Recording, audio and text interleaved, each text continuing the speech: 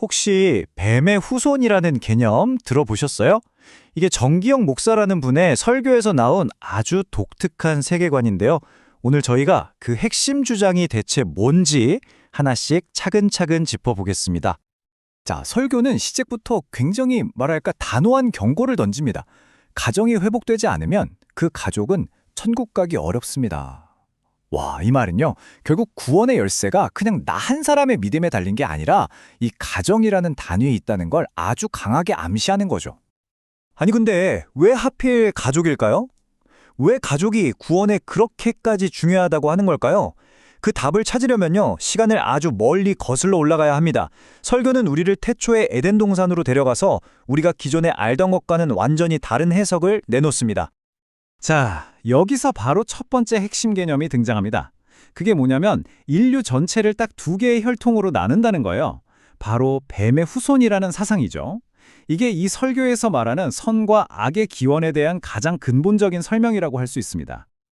근데 여기서 정말 중요한 게 있어요. 이게 그냥 너는 악마 같아 이런 식의 영적인 비유가 아니라는 겁니다.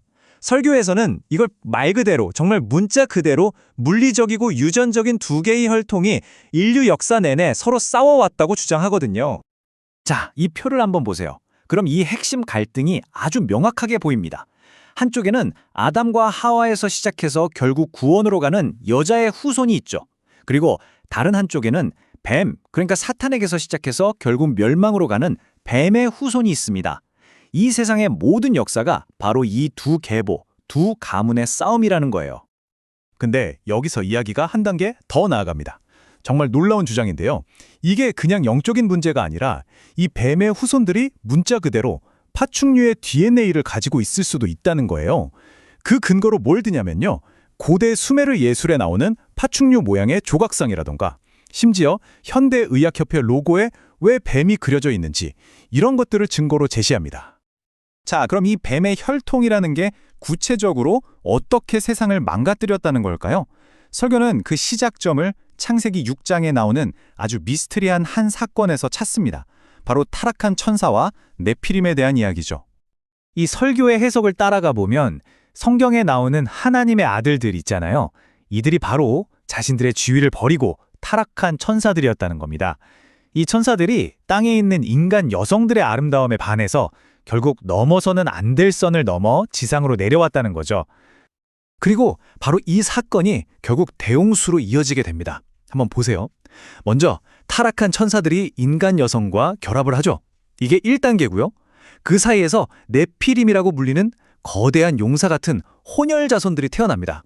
2단계죠. 근데 이들의 영향으로 세상이 폭력과 부도덕으로 가득 차고 유전적으로도 엉망이 되어버려요. 이게 3단계, 거대한 타락입니다. 결국 하나님이 이 모든 오염을 쓸어버리기 위해 심판을 내리시는데 그게 바로 대홍수라는 겁니다. 4단계죠. 그러니까 대홍수의 원인이 그냥 사람들이 죄를 지어서가 아니라 신의 창조물 자체가 근본적으로 오염됐기 때문이라는 거예요. 하지만 이야기가 여기서 끝이라면 뭐 그냥 옛날 이야기겠죠. 이 설교의 진짜 충격적인 주장은 지금부터입니다. 대홍수로도 이 고대 혈통의 완장이 사라지지 않았다는 거예요. 그리고 그들이 살아남아서 오늘날까지도 이 세상의 권력을 비밀리에 쥐고 있다는 겁니다. 그럼 오늘날의 뱀의 후손은 대체 누구를 말하는 걸까요? 설교는 아주 구체적으로 지목합니다. 바로 세계의 권력을 쥔 엘리트들, 비밀결사 조직, 또 왕족이나 군주들, 그리고 국제적인 금융가문들, 이런 사람들이 그 후손이라는 거죠. 한마디로 우리가 지금 보고 있는 세상의 권력 구조가 사실은 이 고대의 타락한 혈통에 의해 움직이고 있다는 그런 주장입니다. 그리고 이 혈통의 뿌리를 찾아서 더 과거로 가보면 바벨탑을 세웠다는 니무롯 같은 고대 신화 속 인물까지 연결됩니다. 설교에서는 이 니무롯을 네피림으로 지목하는데요. 바로 이런 존재들이 오늘날까지 이어지는 잘것된 권력체계와 거짓 종교들을 처음으로 만들어낸 장본인이라고 주장하는 겁니다. 자, 그럼 이제 가장 중요한 질문이 남았죠. 이렇게 거대한 보이지 않는 영적 전쟁이 벌어지고 있다면 도대체 나의 구원은 어떻게 되는 걸까요? 여기서 설교는 아주 근본적인 질문 하나를 던집니다. 과연 당신의 믿음 하나만으로 정말 충분할까요? 하고 말이죠. 설교에서 유독 강조하는 숫자가 하나 있습니다. 바로 숫자 8이에요. 왜 8일까요? 노아의 홍수 때를 생각해 보세요. 설교에서는 당시 세계 인구를 약 20억 명 정도로 추산하는데 그 어마어마한 인구 중에서 구원받은 사람이 딱 몇 명이었죠? 맞습니다. 노아의 가족 단 8명이었어요. 이게 바로 구원의 문이 얼마나 좁은지를 보여주는 강력한 상징이라는 겁니다. 그리고 바로 이 지점에서 이 설교의 주장이 우리가 흔히 아는 주류 기독교의 가르침과 확 갈라집니다. 보통은 오직 예수님을 믿는 믿음으로만 구원받는다고 하잖아요. 그런데 이 설교는 뭐라고 하냐면 믿음 당연히 중요하죠. 하지만 그것만으로는 부족하다고 말하는 겁니다. 믿음뿐만 아니라 순결한 혈통을 지키려는 행위 자체가 구원의 전제 조건이라는 거예요.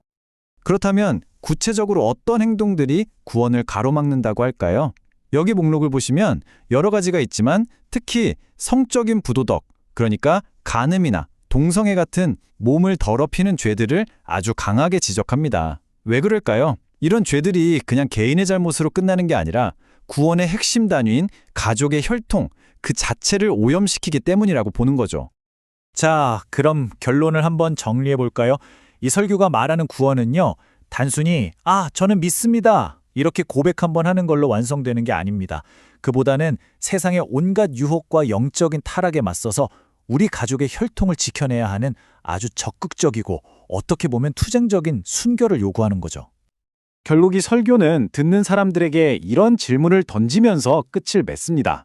이렇게 온갖 유혹이 넘쳐나고 보이지 않는 타락이 숨어있는 시대에 당신 가족의 구원을 진짜로 보장할 수 있는 길은 대체 무엇입니까? 하고 말이죠. 이건 정말 믿음이란 무엇인지 또 가족이란 무엇인지 그 의미를 근본부터 다시 생각하게 만드는 아주 묵직한 질문이 아닐 수 없습니다.